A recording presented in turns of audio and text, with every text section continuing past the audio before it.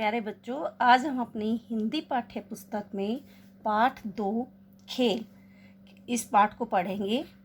मैं आज आपको इसके बारे में बताती हूँ। ये जैनेंद्र कुमार द्वारा लिखी गई एक कहानी है जिसमें बच्चों के स्वभाव के बारे में बताया है। इस कहानी में बेटा 2 बच्चे होते हैं, एक लड़का और एक लड़की। लड़की का नाम सुरबाला, जैसा कि आप इस चित्र में देख रहे हैं, और जो लड़का है उसका नाम होता है मनोहर। मनोहर की उम्र 9 वर्ष और सुरबाला की उम्र 7 वर्ष होती है। कहानी में बालिका सुरबाला और बालक मनोहर आपस में बाल क्रीड़ाएं करते हुए दिखाए गए हैं। दोनों का आपस में लड़ना झगड़ना, कुछ समय के बाद आपस में एक दूसरे की बात को मान जाना, ये स्वाभाविक जो आदतें हैं बच्चों की, वो इस पाठ में दिखाई गई हैं। और इस बात को लेखक ने बहुत ही रोचकता के साथ दर्शाया है। जब दोनों साथ होते हैं तो वो दोनों आपस में एक दूसरे की बातों को भूल जाते हैं और मिलकर खेलते हैं और खेलने में लगे रहते हैं। बालक और बालिका यानी सुरबाला और मनोहर दोनों खेलते हैं और बालू की रेत में, जहाँ गंगा नदी के किनारे बालू की रेत में सुरबाला अपने पैर के ऊपर मिट्टी लगा लगा कर एक भाड़ बनाती है।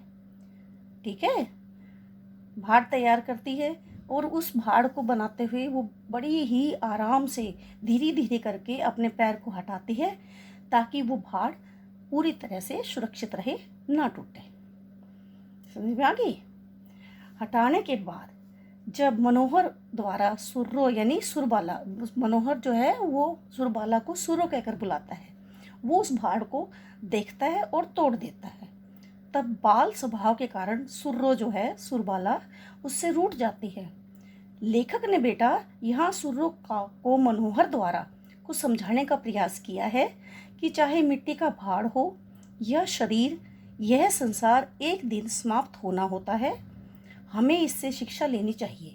यह संसार क्षणभंगुर है, मतलब जहाँ यहाँ पर इस संसार में, इस दुनिया में जिसने जन्म लिया है उसकी मृत्यु अवश्य होती है। इसलिए भाड़ टूटने का दुख मत करो, क्योंकि दुख के बाद सुख और दुख के बाद दुख और दुख के बाद सुख का आना स्वाभाविक है।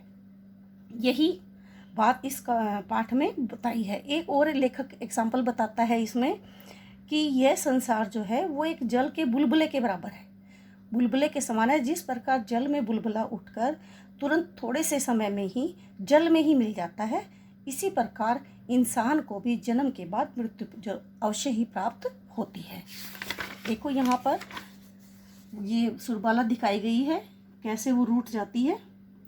मनोहर जो है वो उसको बार बार मनाने की कोशिश करता है, लेकिन सुरबाला जो है वो नहीं मानती। मनोहर बहुत कोशिश करता है लेकिन सुरबाला नहीं मानती, तो मनोहर भी उदास हो जाता है और आखिर में मनोहर सुरबाला को मनाने के लिए ठीक उसी तरह का एक नया भाड़ बनाता है जैसा सुरबाला ने बनाया था।